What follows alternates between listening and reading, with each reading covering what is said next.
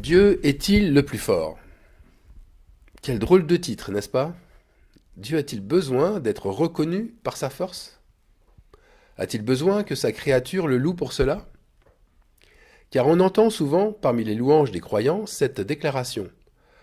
Ô Seigneur, à toi la force et la puissance. C'est toi, mon Dieu, le plus fort de tous. Tu écrases tous tes ennemis sous tes pieds. Pourquoi une telle louange? Est-ce qu'elle a un sens? Pour moi qui aime Dieu, je ne fais jamais une telle déclaration. Est-ce que j'ai tort? Est-ce que c'est un aveuglement ou un manque de reconnaissance de ma part? Je ne me réjouis pas que Dieu se venge lui-même de mes opposants. Ma reconnaissance, je l'avoue, elle s'exerce surtout pour son salut. Car si nous ne sommes pas sauvés, mais à quoi bon le louer pour sa force? Elle ne nous sert à rien. Être perdu, sans délivrance ici-bas et sans espoir de vie après la mort, mais à quoi bon le louer alors? Parce qu'il nous aurait permis d'exister quelques années sur cette terre, parce qu'il nous aurait permis d'aimer, de fonder une famille, de s'attacher à des êtres vivants, et puis un jour tout s'arrête, on disparaît, en les quittant tous comme ça. Le roi d'Israël, David, il louait Dieu, mais de cette manière. C'est Dieu qui est ma puissante forteresse. Tu me donnes le bouclier de ton salut, et je deviens grand par ta bonté. Grand, c'est fécond et puissant. Alors une question qui a son importance. Qui est grand et puissant?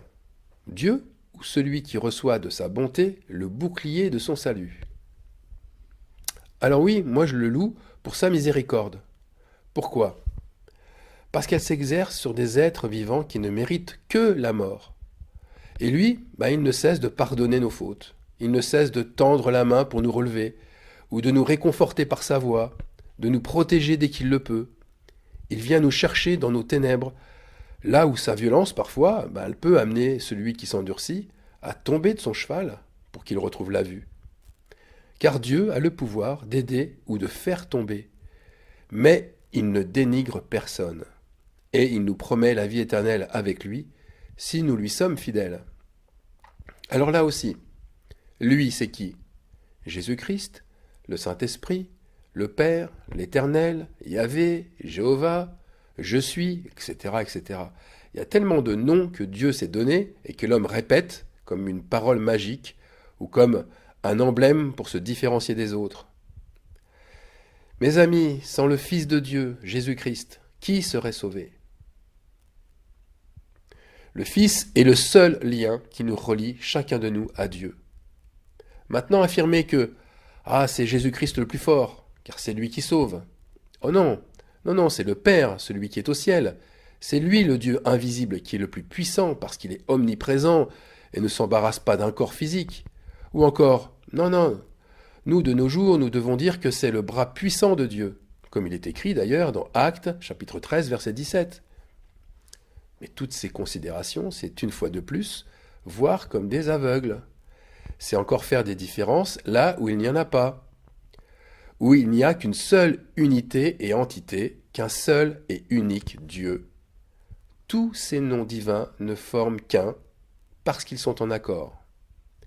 Jésus était en accord avec son Père. Il ne faisait que ce qu'il voyait faire au Père. Le Saint-Esprit est pareil. Il est en accord avec Jésus-Christ, puisqu'il nous l'a envoyé à sa place. Et l'Éternel, Yahvé, sont d'autres noms en accord avec le Père, puisque ceux qui l'ont utilisé dans la Bible montraient par leurs actes qu'ils étaient en accord.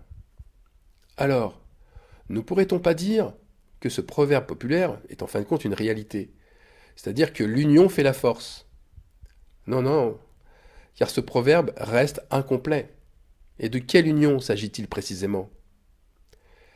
Le signe de l'union se trouve dans l'accord. Nous sommes sauvés si nous sommes en accord avec lui. Et cet accord va beaucoup plus loin qu'une simple définition, plus loin qu'un simple accord d'idées, accord d'opinion ou de principe. La vérité, c'est qu'on a affaire à un accord de vie, qui consiste à avoir d'abord la même nature que Dieu, donc naître d'eau et d'esprit, comme le disait Jésus à Nicodème. C'est comme un musicien qui joue en accord avec les autres. Son instrument est en accord. Il joue les notes justes, mais cela ne suffit pas. Il doit jouer, ils doivent jouer tous ensemble, en parfaite harmonie, dans un accord parfait. Croire que l'instrument fait de nous des croyants, c'est pareil, c'est se tromper soi-même. C'est la musique, le son de nos actes manifestés qui témoignent de la perfection de l'accord. Et pour Dieu, l'accord parfait, il suit ce principe. Notre vie s'accorde à la sienne si nous partageons son esprit, sa sanctification, qui est l'eau, et son sang, qui est le sacrifice ou le renoncement. Parce que tous sont en accord, l'esprit, l'eau et le sang. 1 Jean 5, 8. Alors pourquoi le fait de louer Dieu pour sa force, c'est une erreur? Eh bien parce que la force de Dieu se manifeste en accord avec un vis-à-vis. Un vis-à-vis qui se sanctifie, un vis-à-vis qui se sacrifie, et un vis-à-vis qui agit par son esprit. Voilà comment la force de Dieu se manifeste par, je le répète, l'esprit, l'eau et le sang. Et moi, je préfère par conséquent louer Dieu pour cette opportunité qu'il nous offre par son Fils Jésus-Christ. Et cette opportunité, c'est celle de pouvoir faire partie de cet accord majeur. D'ailleurs, n'est-il pas au milieu de ceux qui lui sont en accord ensemble et avec lui? Matthieu 18, 19. Je vous dis encore que si 2 d'entre vous s'accordent sur la terre pour demander une chose quelconque, elle leur sera accordée par mon Père qui est dans les cieux. Et au verset 20, car là aussi, là où 2 ou 3 sont assemblés en mon nom, je suis au milieu d'eux. En fait, là où 2 ou 3 se mettent d'accord au nom du Fils, Dieu est présent en force. Alors ma prière pour avoir de la force, c'est plutôt « Garde-nous dans ton accord, Seigneur, que nous ne brisions pas tes alliances, que nos prières et nos choix soient les tiens. » Par conséquent, la force de Dieu, on l'aura compris, elle n'a de sens que si elle est partagée. Sa force ne réside pas dans une performance, mais dans un don. Un don qui n'est pas une qualité, mais qui prend racine dans une relation d'unité, d'accord parfait. Et j'en avais déjà parlé, mais il y a plusieurs niveaux d'accord qui traduisent une intimité de plus en plus forte entre Dieu et l'homme. Premier niveau, maître-serviteur. Deuxième niveau, ami-ami. Troisième niveau, père-fils. Et pour finir, quatrième niveau, époux à épouse. Alors les ennemis d'Israël, ils avaient compris que leur force résidait là. Josué 9, 2. S'unir ensemble d'un accord commun pour combattre. Mais cet accord, était-il si puissant que cela? Aujourd'hui encore, avec la communauté européenne ou l'OTAN, les nations se glorifient de s'unir ensemble en signant des accords pour mieux s'opposer à d'éventuels ennemis. Mais tout accord humain est sous l'emprise d'un esprit antéchrist. La preuve, tous les accords humains sont fébriles et ne tiennent pas longtemps, car leurs intérêts sont personnels. Chacun veut tirer parti de l'autre pour vaincre. C'est un peu comme si dans une équipe de football, chaque joueur n'aurait d'intérêt que de se distinguer individuellement, de se servir de l'autre pour briller, et non pour élaborer ensemble une stratégie commune. Alors là, on n'aurait pas un collectif, dans ces cas-là, mais on aurait bien 11 joueurs qui sont juxtaposés les uns à côté des autres, sans véritable relation entre eux. Eh bien cet accord-là est voué automatiquement à l'échec et au désastre. Eh bien l'esprit démoniaque, satanique, est lui aussi voué à l'échec parce qu'il ne crée que des accords humains. Or, c'est tout l'inverse de ce que désire notre Dieu. Dieu souhaite établir un accord unique, s'organisant autour d'un intérêt collectif et non individuel, avec lui, bien sûr, au centre de cette unité. Maintenant, à l'inverse, pourquoi existe-t-il autant de désaccords dans les assemblées chrétiennes? Elles qui devraient, au contraire, témoigner de l'esprit, de l'eau et du sang. Eh bien parce que Christ l'a annoncé comme formant la base de sa mission. Matthieu chapitre 10, des versets 34 à 36. Ne croyez pas que je sois venu apporter la paix sur la terre. Je ne suis pas venu apporter la paix, mais l'épée. Car je suis venu mettre la division entre l'homme et son père, entre la fille et sa mère, entre la belle-fille et sa belle-mère, et l'homme aura pour ennemi les gens de sa maison. Eh bien, c'est parce que l'accord humain règne en majorité que Christ est venu montrer le désaccord. Le désaccord, c'est l'accord humain. Les accords humains sont bâtis comme la statue de Daniel. C'est une statue de fer au pied d'argile. Une statue certes très élevée, mais qui montre le règne du désaccord. Ce règne est devenu perceptible partout, absolument partout. Alors la conséquence de toutes ces unions illicites, c'est que celles et ceux qui se mettent en accord avec Dieu, eh bien ils vont devenir, s'ils ne le sont déjà, imbuvables, et ils vont créer un trouble parmi les croyants. Un trouble qui les divisera et les fera se séparer d'eux. L'apôtre Paul, c'est un témoin de ce phénomène. Il a connu ce genre de division.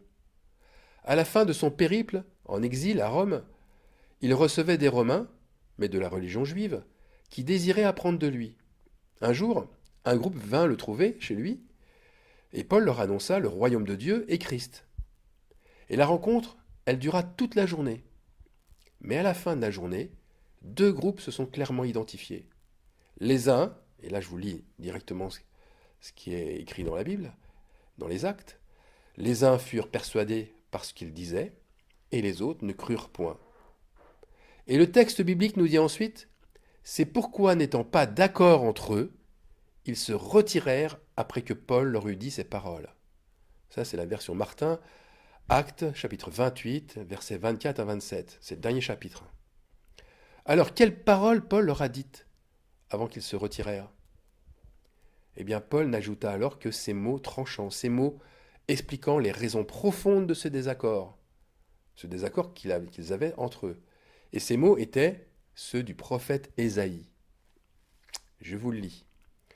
C'est avec raison que le Saint-Esprit, parlant à vos pères par le prophète Ésaïe, a dit « Va vers ce peuple et dis, vous entendrez de vos oreilles et vous ne comprendrez point. Vous regarderez de vos yeux et vous ne verrez point. Car le cœur de ce peuple est devenu insensible. Ils ont endurci leurs oreilles et ils ont fermé leurs yeux, de peur qu'ils ne voient de leurs yeux, qu'ils n'entendent de leurs oreilles, qu'ils ne comprennent de leur cœur, qu'ils ne se convertissent et que je ne les guérisse. » Dieu savait, de tout temps, que des soi-disant croyants seraient en grand nombre et qu'ils rentreraient en désaccord avec lui. Et en plus, qu'ils rejetteraient les autres croyants en pensant faire la volonté de Dieu. Ce désaccord marque la première étape de leur répudiation. Ils ont reçu une puissance d'égarement qui leur fait confondre vérité et mensonge. Ça, c'est un premier jugement. Et eux, d'ailleurs, ils voient Dieu comme étant lui-même une forteresse imprenable, une puissance invincible, un état inatteignable, et bien sûr sans aucune faiblesse. Alors que Dieu, au contraire, montre ses faiblesses, et il se fait vulnérable. Plus encore, il nous demande d'en faire nous-mêmes notre force de sa vulnérabilité. C'est en s'appropriant ses faiblesses à lui que nous deviendrons forts. Alors quelles sont ces faiblesses? Il suffit de lire Ésaïe, chapitre 53. Première faiblesse, l'humilité. Il s'est élevé comme une faible plante, comme un rejeton qui sort d'une terre desséchée. Deuxième faiblesse, l'aspect modeste qui n'attire pas l'admiration. Il n'avait ni beauté ni éclat pour attirer nos regards, et son aspect n'avait rien pour nous plaire. Troisième faiblesse, l'abandon par les siens. Méprisé et abandonné des hommes, homme de douleur et habitué à la souffrance, semblable à celui dont on détourne le visage, nous l'avons dédaigné, nous n'avons fait de lui aucun cas. Quatrième faiblesse, l'humiliation. C'est de nos douleurs qu'il s'est chargé, et nous l'avons considéré comme puni, frappé de Dieu et humilié. Et ce n'est pas tout. Il y a aussi une cinquième faiblesse, un sacrifice permanent. Car nous découvrons un Dieu qui est souvent blessé, maltraité, victime et souffre-douleur, et qui forme le réceptacle des actes injustes, et bien sûr portant le péché et la faute des autres. Ésaïe, ce prophète d'Israël, savait très bien que cette faiblesse, lorsqu'elle est partagée, elle renvoie à la force de Dieu. Il savait aussi que la plupart passeront à côté en refusant d'être faibles et méprisés. Pourquoi? Parce qu'ils ne comprennent pas ce mystère. Ce mystère de l'agneau immolé, de l'animal le plus faible qui est destiné au sacrifice. Cet animal que nous devenons en étant en accord avec Christ. Au verset 1, Ésaïe dit: Qui a cru à ce que nous avons fait entendre? Et à qui le bras de l'Éternel a-t-il été révélé? À qui le bras d'Éternel, c'est à qui la force de Dieu a-t-elle été révélée? Alors quand des croyants affirment et louent Dieu pour sa force, ils ne savent pas qu'ils adorent un autre Dieu, un Dieu qui se glorifie de ses conquêtes et de sa domination. Ils ont beau lire et réciter Heureux les pauvres en esprit, car le royaume des cieux est à eux, mais l'esprit appauvri leur fait honte. Ils dénigrent les esprits qui se sont dépouillés de leur culture religieuse, car au fond d'eux-mêmes, ils ne croient pas que la faiblesse est une force. Et notre Dieu, lui, il est tout autre. Il est caché dans tout ce que l'homme du commun rejette et fuit. Il est caché dans l'agneau immolé. Oui, la mission de Jésus-Christ ne s'est pas arrêtée à la croix. La vérité, c'est que la force de Dieu prend forme quand l'agneau de Dieu immolé, qui est Christ, règne dans l'agneau immolé que nous sommes devenus. Parce que ce nouvel agneau-là, c'est l'accord parfait et c'est la seule louange que Dieu souhaite. Amen.